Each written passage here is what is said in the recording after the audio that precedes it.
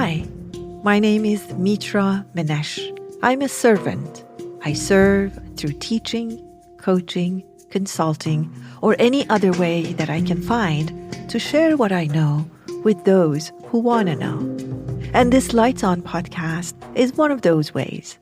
It was created with consciousness and mindful living in heart. So join us as we travel through many roads of learning and transformation together. And if you enjoy our podcast, please give us feedback by rating us 5-star and share us with others if you think they may benefit from it.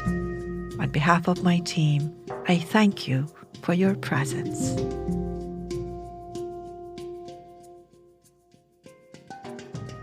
Welcome to the last episode of 2022. This actually will bring also our season to an end. We're going to take a month break and come back with a new season and new offerings at the end of January of 2023. So basically, so far, what you heard on our podcast, it would be either pieces of my teachings that my team members had gone through and chosen for you because they thought it might benefit you. And I would do an intro to it. Or somebody would invite me and interview me on their podcast, and you would hear that as a podcast. Or I also did some live coaching of people that I don't know, not clients or students, but people that I didn't know. And you would be hearing that. But in the new season, I'll be doing specific recording for our podcast. And it probably won't be as frequent as the other one, but it would be very focused and very specific to the needs of our podcast listeners. So I'm really excited about this new format and talking to you directly and addressing what might be of interest to you. And I hope that I hear from you more often so I can actually be serving you what you want instead of what I think you want. So please stay in touch. Please contact us. There is our all kinds of social media, but the main one is our Instagram, and also through the platform of our website. You can always write to us at info@innermap.me. So, wow, what a year it has been, 2022. I know we could say that about any year, but really this year has been very unusual and intense. As far as the collective news is concerned, we saw an unfortunate attack of Russia to Ukraine, the unprecedented since World War II. So Europe was not in a peaceful place. And then, of course, there was the uprising, women-led revolution in the making that is happening as we speak in Iran against a very difficult and extremely brutal system in Iran, a system that basically had no mercy on children, women or men, and they're executing, arresting, hurting, harming, torturing, killing many of their citizens just because they're asking for freedom. Nothing unusual, nothing out of the ordinary. They're just asking for personal freedom, very, very basic human rights. And then there is the unusual events taking place in China. So people are on street objecting to their leaders, objecting to what government is doing. This also is very unprecedented, especially in the recent years in China. So it seems like, to me, I'm no political expert, but I look at things basically from energetic level. And from that perspective, I see that people who are hungry for power and control and whatever it is that they think they're going to receive by doing these brutal actions, inhuman actions, is probably result of the reverse of what we as human beings are seeking. So we want what we want, we do what we do, and you probably have heard me say this many times, because we want to experience a state of being, a feeling perhaps. And then on our way to receive that, because we are doing almost everything backwards in this realm of existence, in this physical third dimensional life that we're leading here, then we go about it the wrong way. And then as we're going there, we forget why we wanted to do what we wanted to do. So you may ask, Mitra, that's great, but what's all of this got to do with your podcast? And the answer is that probably the same way the governments, the decision makers, the unhealthy masculine energies of the world, and the emphasis is unhealthy. There's absolutely nothing wrong with masculine energy. And many of you who've taken my classes, you know I teach on masculine and feminine energies, and it's got nothing to do with gender. But that unhealthy masculine energy that instead of construction, it goes to destruction. The energy that we need to build a world that we want to build, it goes to a very unhealthy place. But it does so because it really starts from action to arrive at the state of being. And what that got to do with us is that as we're bringing this year to an end, and as we're starting a new year, I have 3 invitations for you, and I think you will then understand the connection. So the first invitation that I have for you has got to do with the year that is ending, that we're bringing it to an end. And that is that I want you to very compassionately go to a compassionate, kind place.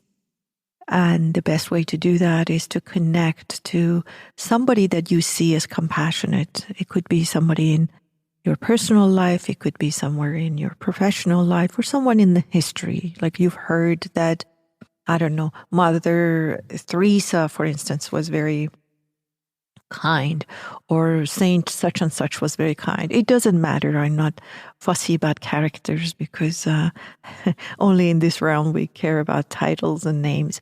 But choose that person and bring your attention, connect to their sense of compassion and kindness.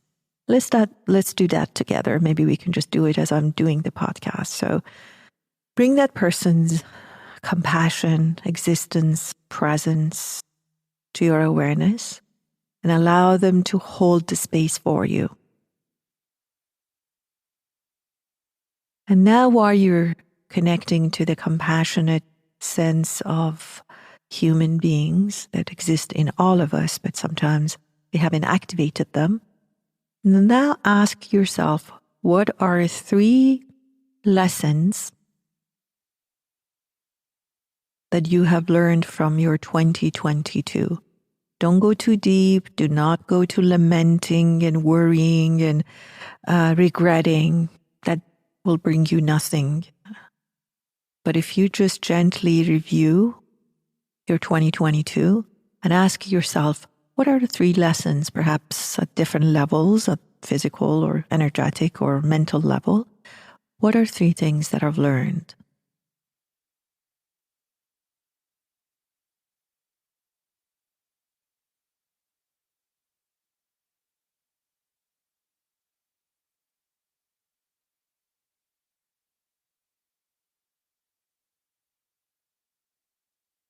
You spend too much time, you start analyzing and getting trapped in the mental world. I can give you an example. For instance, I was just thinking as I was talking, for me, at physical level, I learned that when I go to bed early, that really changes my world. So that's my lesson, that go to bed early no matter what, and wake up early, because that really serves the way I am. So that's my lesson.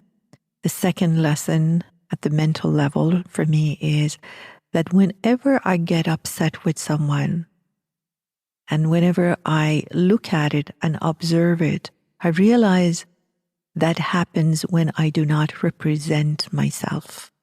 So that's my lesson number 2, my mental lesson, if you like, is that I'm better off to take a pause and speak out my truth than spend hours or days or weeks to talk and answer to that person in my head.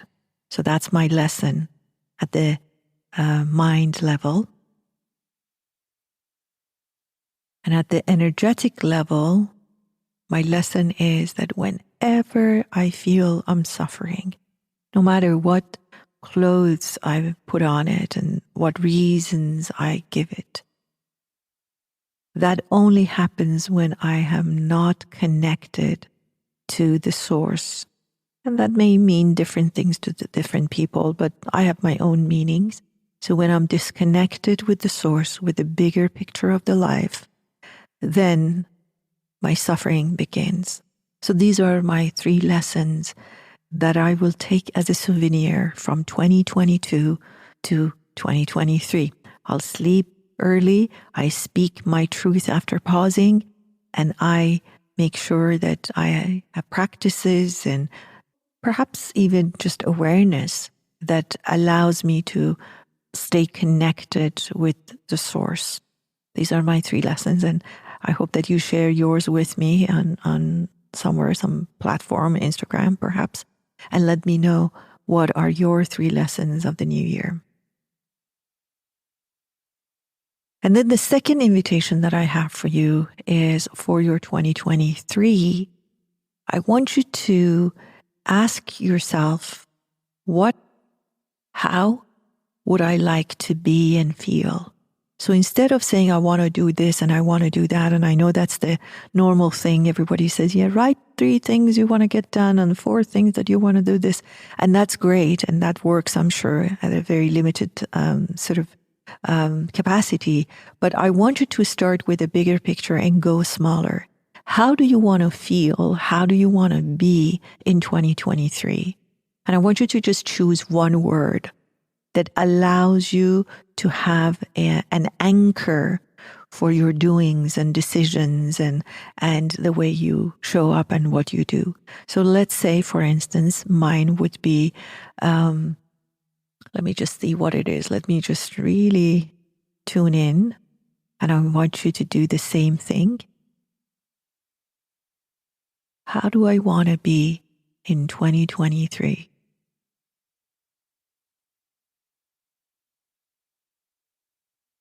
The word that comes for me is commanding. I know that's not a favorite word in the English language, but the way I use it is that I am in charge of me. I'm the manager and CEO of Me Inc. That's what I mean, commanding. That I'm not reacting to people. I'm not feeling this or doing that or thinking this and that because of somebody else. But I choose my own state of being. So commanding is my word. And I want you to choose yours and then allow that word, whatever yours is, to determine how you do what you do. So say you wanted to be happy, right? And then some situation arises that you have to make a decision, how to respond, whether or not to partake in it. And you go back to happy and say, okay, what would make me happy? And then you make your decisions and take your actions from that point of view. And that makes life so much easier and so much more intentional that it's really amazing. It's a simple formula. And this is a very humble invitation, but I'm hoping that you will practice it and you allow it to do what it does, at least for me and my clients and sometimes my students. So on that note, I'm going to go to my third invitation, and that is to now I want you to navigate your attention accordingly. Your attention, and if you've taken any classes or are familiar with my teachings, I really emphasize on attention, because attention to me is the tool for us to be awake and for us to grow and for us to do all those things that the world of contemplation and mindfulness promises.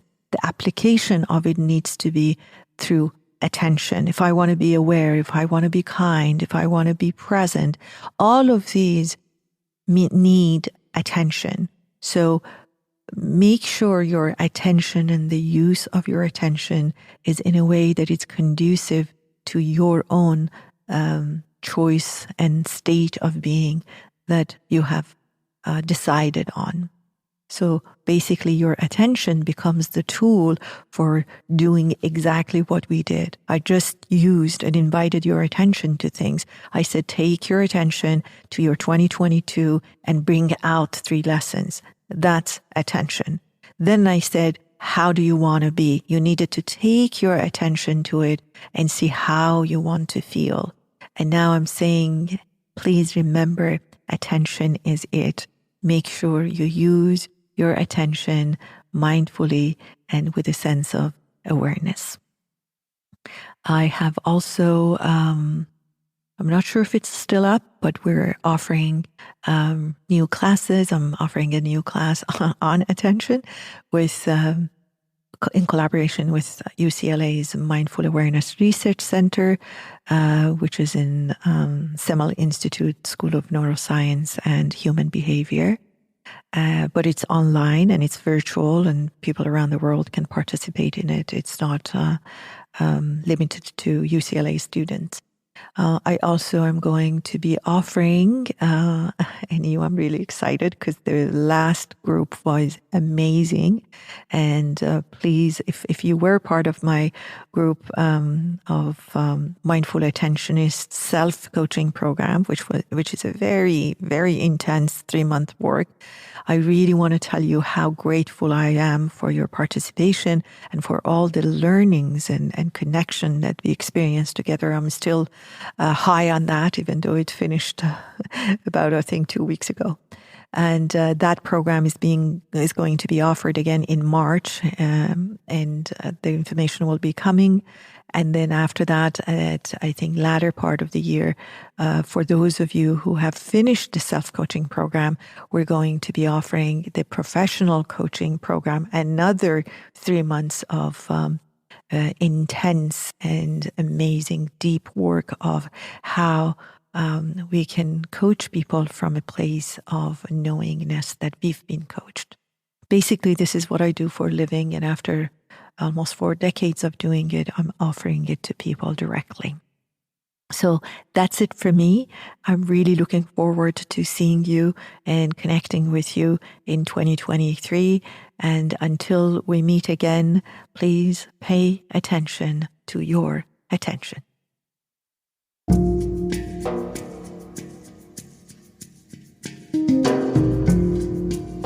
Hope this episode answered the question or two for you, or provoked and inspired questions in you. I'm so grateful you showed up and listened up. Until the next time, be well and stay curious.